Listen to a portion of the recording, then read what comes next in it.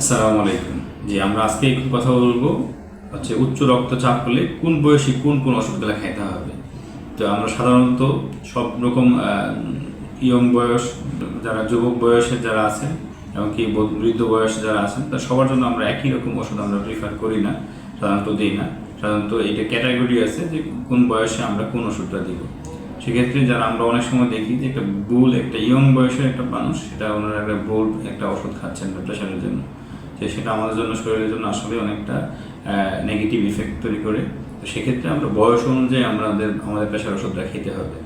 যে সাধারণত আমরা যারা ইয়ং বয়সের জন্য আমরা সাধারণত যে প্রেশার ওষুধগুলো দিয়ে থাকি সেটা হচ্ছে এআরবি বা এসই ইনহিবিটর, যেটা আমাদের জন্য, হার্টের জন্য, কিডনির জন্য খুবই বেনিফিশিয়াল।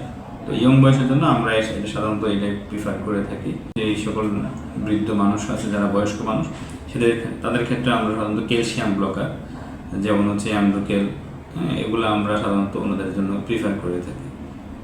অনেক সময় আমাদের একটা প্রেশার ওষুধে কন্ট্রোল না হলে আমরা সেক্ষেত্রে দুইটা ওষুধ মিলে একসাথে কন্ট্রোল করার চেষ্টা করি।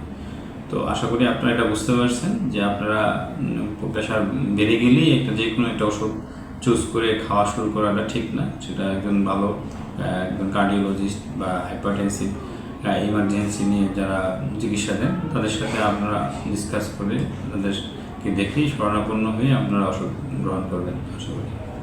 আসসালামু আলাইকুম।